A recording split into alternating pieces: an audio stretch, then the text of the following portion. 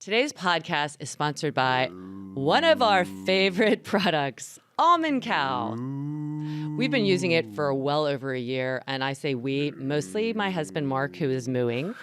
Honey, what are your thoughts about Almond Cow? This is the Moo Man. He's back. I love the Almond Cow because we know how great it is. Anything that you can make a plant-based milk with, you're set. And I just have it. I don't need to make that much. It's just sitting in the pantry.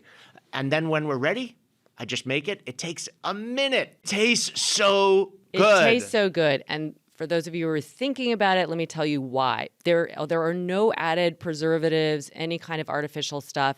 You put in it what you want. You can sweeten it to your taste. It is so easy to make, so easy to clean up. And it's pure gold. It really is. And they give you a lot of recipes on the Almond Cow website. You have the recipe, so you don't have to think, you don't have to go anywhere to find it. It's there for you. Yes, we love it so much. So if you're interested in getting your own, go check out the link or just go to their site, almondcow.co, and you can use code LARA, L-A-R-A, for extra savings. Go get yourself one and have fun.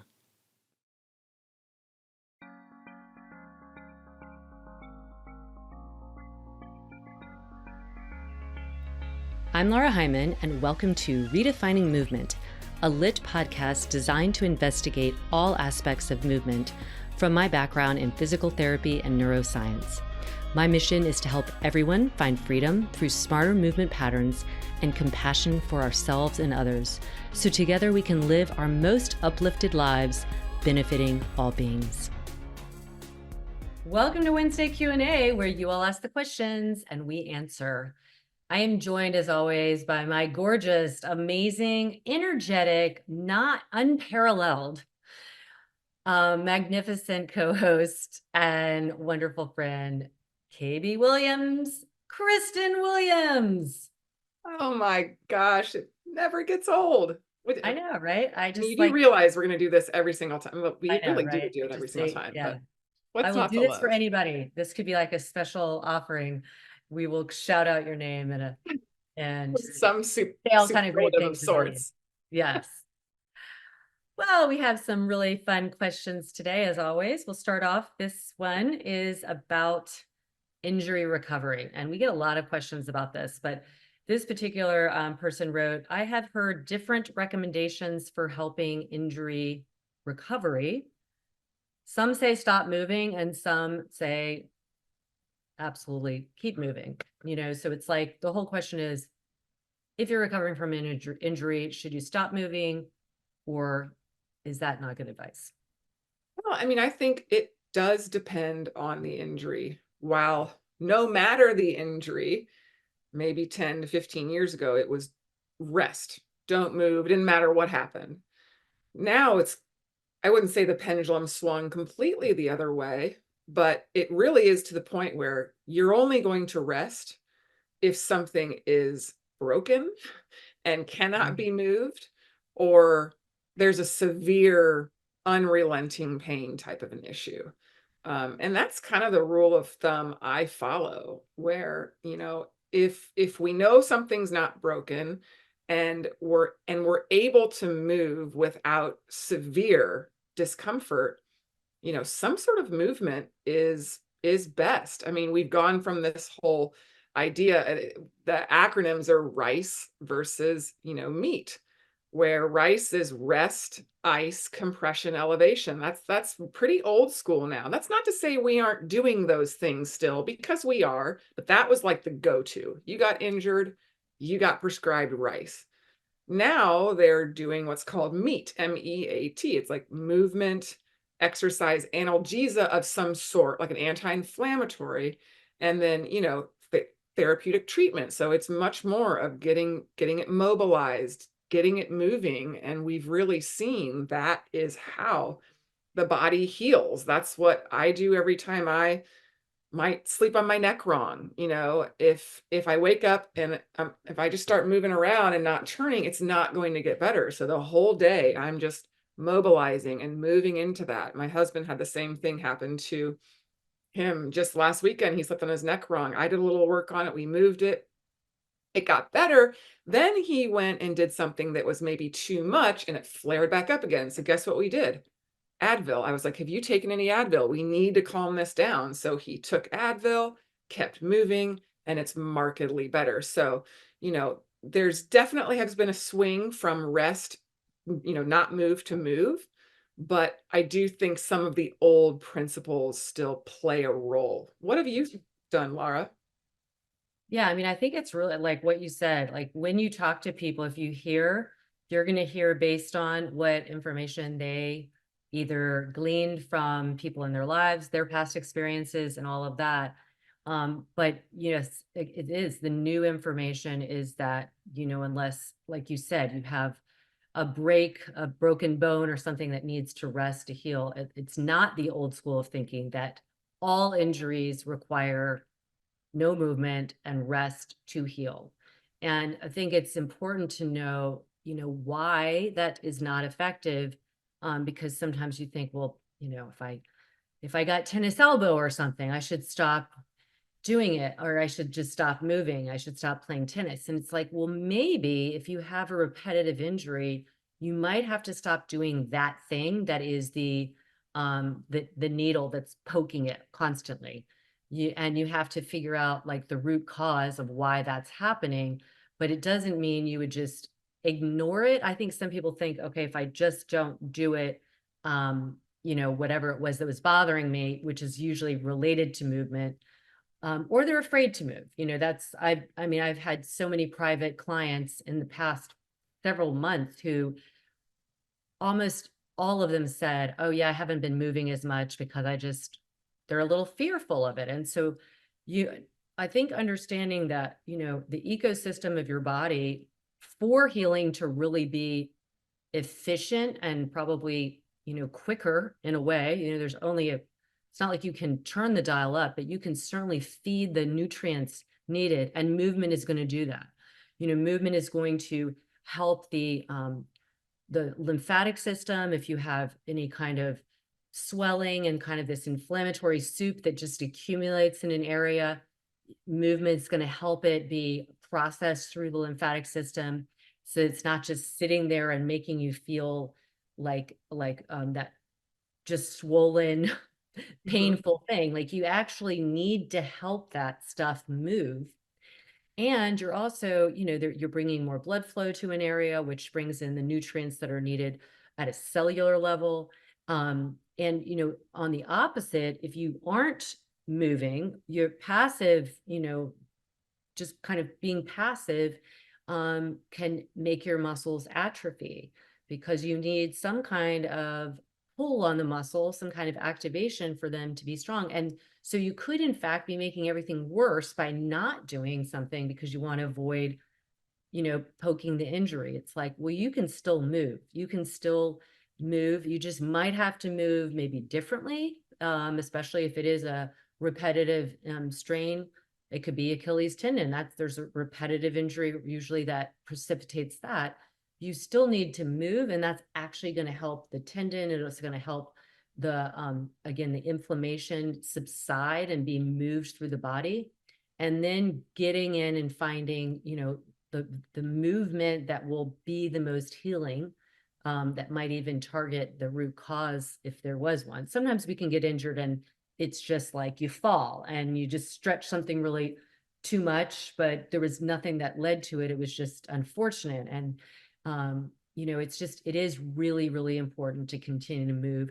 And if you have any questions about that, go and see a professional, but don't sit there and not move out of fear or because somebody like it's an old wives' tale, the whole like don't go out in the rain or you could get a cold. I remember my grandmother would say that. And my mother, who's married, is married to my dad, who's the scientist, and he's like, you get a cold from a virus.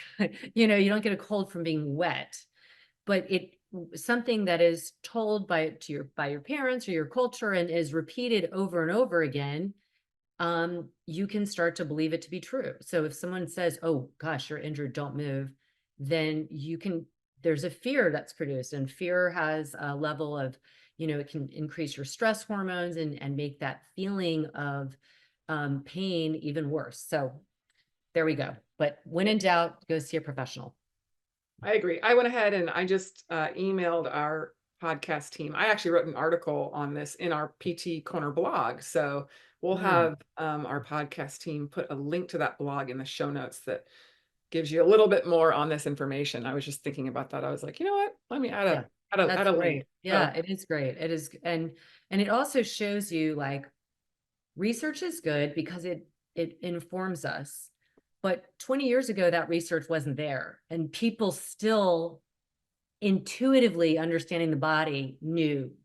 So research is also not always keeping up with things that we already know. So it's like, yeah, that's where you want to go to people who have worked with a lot of bodies, have read a lot of a variety of understanding, of literature that has to do with the body, the healing, and all that.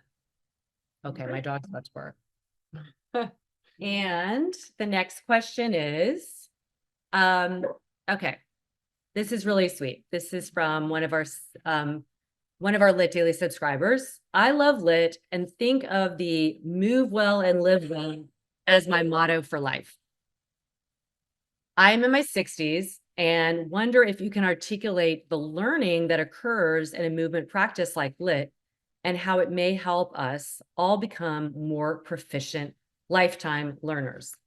So I love that because she's telling us she loves LYT. She's seeing like that there is a lot of learning that occurs and we talk about neuroplasticity, which is that ability for the brain to change, to grow, and that is happening through learning. Now we know if like when we talk about learning and the way people learn in different ways. And usually it's not just one, but some may be visual learners, some might be auditory learners, some might be like kinesthetic learners, which means they actually have to do the movement. Like you can see those people, like they do it and then they just get it. And other people have to watch and let it be processed and then start to do it. And some have to hear the instructions and then translate that in. And we're not usually just one. And there's like a carryover. And the thing is about learning is, especially with like what we're doing in LYT, is we're giving you education. So you're listening to the how and then the why. So it's giving you the biomechanics and the cueing that's important, not just random, like, we're really talking about what's happening, the movement, and where to put your body and what to think about when you're there, and what to lead with, what to stabilize. But you're then, like she's a LYT daily subscriber, so she's seeing it, she's visually seeing it, and then she's putting it in her body. And so all of those ways of learning are being improved. But there's also learning that happens from just like literally learning a new skill, right? We hear that a lot about in neuroplasticity is you can improve your learning and your ability to learn and your neuroplasticity by doing something novel. And a lot of times that is going to, we learn a new instrument, learn a language, but it's also the reason why we don't ever just kind of, okay, we're just going to do this flow and never change it, because that's not learning. That's like you get it encoded and memorized, and it's not really, it might make you feel really good if you go to those type of classes, or you like those kind of, like some people like those kind of practices, and there's nothing wrong with liking it. That just means that it's comfortable. And we like to be comfortable, but I'm going to encourage you to be a lifelong learner. You have to be a little, maybe not uncomfortable, but be daring enough to try things that might seem very like, wow, that move, I don't really understand it. Just break it down. We have ways on our platform. You can slow down the actual video itself and same time slow down the speaking but that's why we do that. So I think you're already tuning into that it's helping you learn and to continue to learn. Also saying that you're 60, I love that you said that. Like, just think like whatever you're doing now, improve upon it. like, I think a lot of times we put a cap, like, okay, once I hit this age, I'm only going to choose beginner classes, or I'm only going to do like some stretchy things or whatever it is. And I think that to really be that lifelong learner, it is like pursuing the challenge over and over. And of course, that'll change with time for some people, but it's not the perception of it should be that you can do it. And then it might be challenging, but that challenge is good. Um, and that then you become more skilled. And that's really learning something, is that it's challenging, it's new, and then you start to acquire, it's called skill acquisition. You start to get it. And just when you start to get it, we'll throw in something different. But you always have like that, I don't want to say the safe space, but we have a blueprint that you can rely upon, and it's very understandable and analytical. But then within that, there's a lot of creativity, and that creativity is what really breeds this learning. And I think that's the reason that we really appeal to people in her age range. I would say the average age range of our members is probably 30, 35. I mean, upwards of 75, but probably more to that 65, because I think this is the time in our lives when we hit that part of our life. Maybe we're in a full-time job, maybe we've got kids now, maybe we're in a committed relationship, and we start looking at everything we're doing and we begin to question the value, right? Everything becomes, does the cost outweigh the benefit? And if it does, then I'm not going to do that thing. And so what she's seeing how that, she said, move better, feel better. And the education that goes along with that is selling the why. We're telling you why you feel better when you move this way, why you should move this way. I liken it all the time. It's like all the time to aging backwards, because I'm going to be 50 this year. I have so many of my friends, really since we turned 40, who were like, "Welp, I'm 40. Now I know why I'm aching. Oh, I'm 50 now." And I kind of look at them and I'm like, that's never crossed my mind that my age is like, wow, now, oh, that's why I feel that way. And I think part of that is because of the way I move, but part of it is also that education that I have, knowing that, you know, that brain plasticity that you're talking about. This is how we stay young, not only Mhm. in our brain, but also in our body, by continuing to move in a variety of ways. And when we're younger, we don't think about that. Again, we're not in this point in our lives where we're really weighing cost benefit for the most part. In fact, when we get younger people, PS, younger people love the practice too, because it can be super challenging, which is rewarding for athletic people. And to Laura's point, you can make it what it is. You can make it really hard. You can modify it for your body. But so while it appeals to that group, it's really when that group gets injured. And then we educate them. All right, let's look at how you're moving in other ways. And if we do X, Y, and Z, we can offset what this other thing is doing to your body. And they see the benefit in that injury prevention and recovery side. So I think it appeals to a younger group for the injury prevention and recovery. And it absolutely appeals to that for the older group. But the older Mhm. group, I really think, is looking at bang for buck and sustainability. Um, and really, they are looking inward and questioning, do I have to feel this way? And the biggest change is when you feel the results, that's when you buy in. And that's Yeah. my most favorite thing, is people like her who are saying, wow, I am 60. I feel like I've taken 15 years younger, and Mhm. all we've done is shown them how to move and told them why.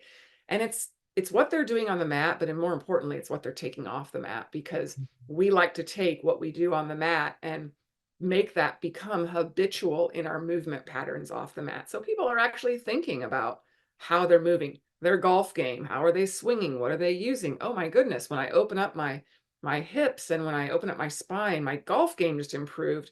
That's like a definite benefit. So it's just it's very interesting to look at our members and the variety of reasons that they're doing it. But I would argue the probably top reason is how they feel. Yeah. They see the proof is in the pudding, as they say. It's how you feel. And that lifelong learning is going to it comes through the body and the connection to the brain. But like you said, it impacts you off the mat. It impacts your mind. You're more curious in general. You're more curious about the things that you can try to do as opposed to the list of things that you'll never do, right? We change. It's like changing the mindset. You have more of a growth mindset, I think, and that's, you have to, and I think when you experience it in your body, it is it's going back to that learning, like it's putting it in the body that impacts all the different stories that we might have or have been told, and we can relearn, by actually implementing it, yeah, we can move well and feel well, and that is part of being a lifetime learner, is that we're not putting an expiration date on our learning. I love that. Pause what you're doing and imagine this: a week of being on a beautiful island by the magical Aegean Sea, practicing LYT with myself and Kristen Williams. And as physical therapist and LYT leaders, we will guide you every day through wonderful harmonizing practices, including our signature LYT flows. And the evenings will be myofascial and mobility stretching sessions to fully support your quest for longevity in the body, brain, and spirit.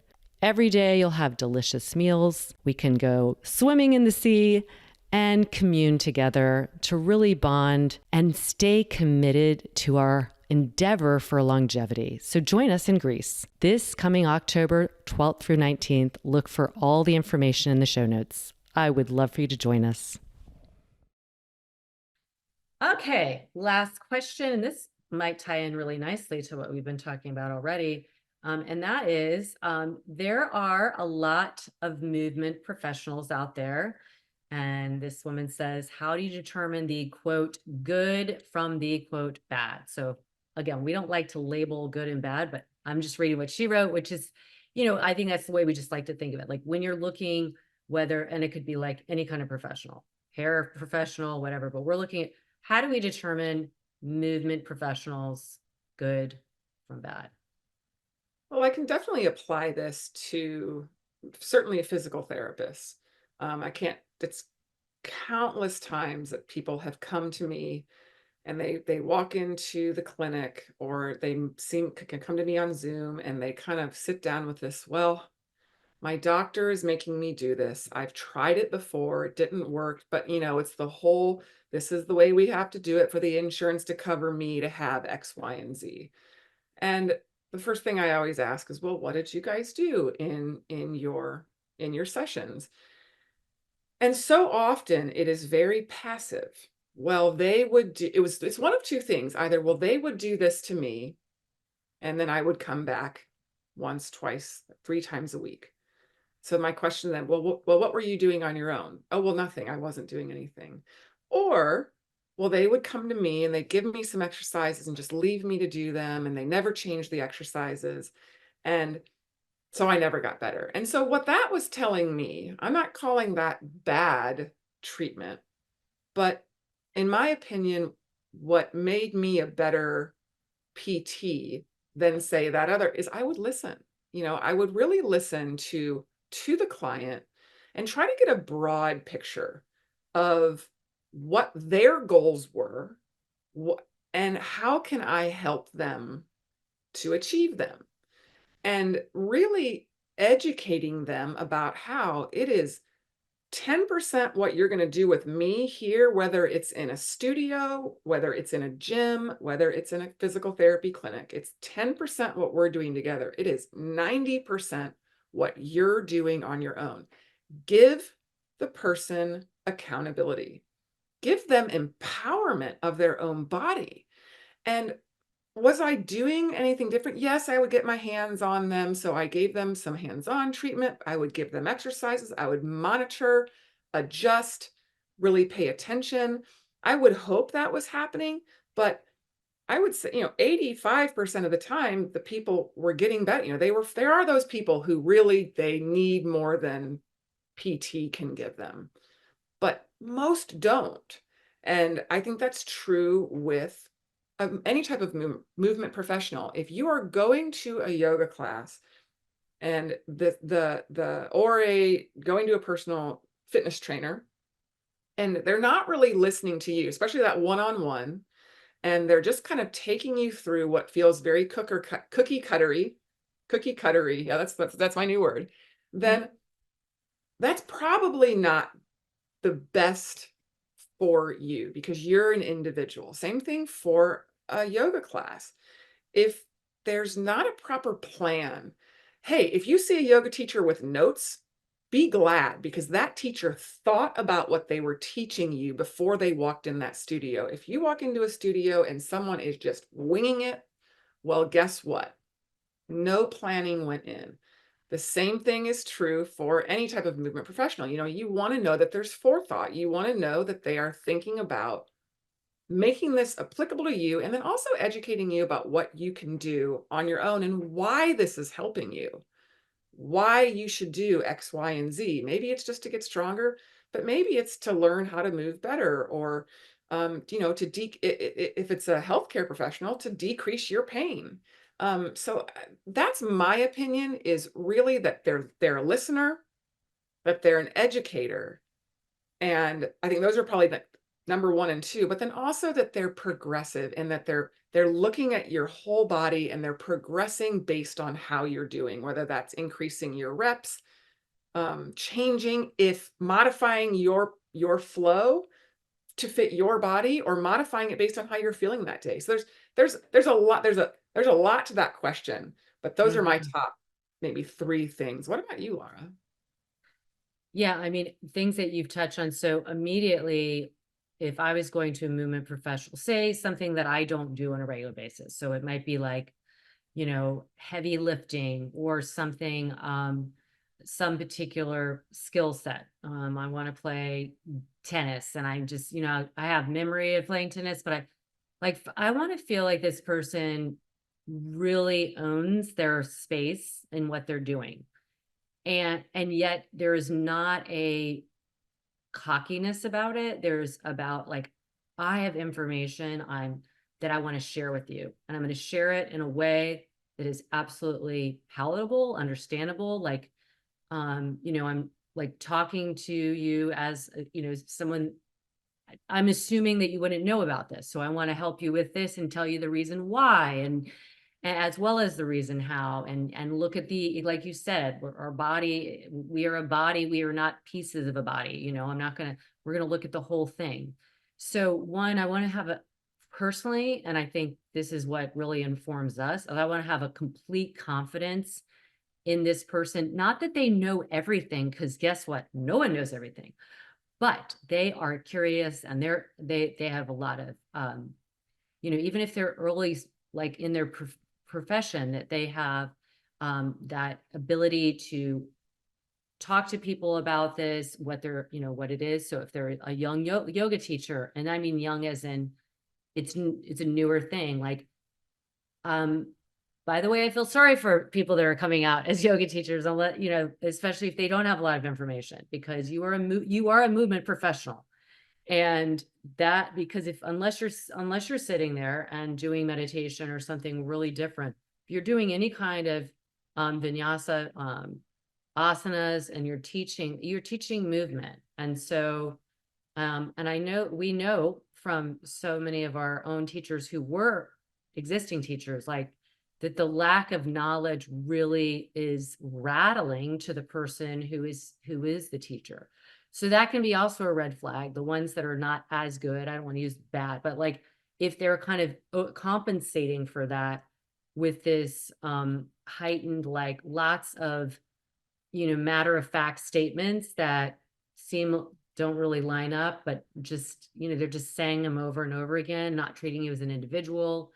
And then in a group class, if you have a yoga teacher who's really not kind of observing and then responding in real time, being prepared, having a plan, but then also being able to respond to the people in front of them and seeing what is needed, as opposed to just either practicing completely not watching other people, or just staying with whatever they plan, despite the fact that half the people are like kind of on their mats looking up. And there's so many things, and it's not just, again, about being knowledgeable, but like you said, listening, and it's listening and with all of your senses. So if you're running a class and you're just going and running it and not really getting a sense of how it's landing and being experienced with the people, then that would be somebody that I would be less inclined to go to. Yeah. Well, Great there you questions. go. I'm sure everybody has their own, ideas about like what makes somebody, but we're always going to say, like, education, whatever you do, and it's like, whatever you do it to the best of your ability. And that means you got to get the knowledge. Knowledge is really important. So on that note, go through our teacher training. You can either do like we have two versions. One is a guided, where we have Zoom calls and we are there for you, and there's a schedule, and then there's a self-guided that people do. And we also have some mini courses. One that's out now, it's the one that I made for Triple S, and I really spoke in a way that makes it that anybody could take it. Like, you can not have knowledge about the body, even if you are teaching, and you could take this and learn some really important information. So check that out on our website. Ask us any questions. You can write us on Instagram. I'm at Laura.Hyman, and Kristen is KB Williams 99, or LYT Method Instagram page as well. So a lot of you wrote these on there. You can just let us know if you want us to mention your name or not. And you can also find us somewhere else. Yeah, you can email us at support@lytyoga.com. And if you join the platform, we've got loads of workshops, which are, especially for our LYT Studio members, they're free. So for our higher tier, those are included with your membership, your subscription, and tons of education there. So you can rent them at a decreased price if you're just a traditional LYT Daily member. But yeah, so check us out. And as always, we're pulling for you. Thank you for joining us on this episode of Redefining Movement. If you like what you've heard, please like and subscribe wherever you get your podcast. Feel free to leave us a rating and review, or share with someone you know. Check us out at www.lytmethod.com.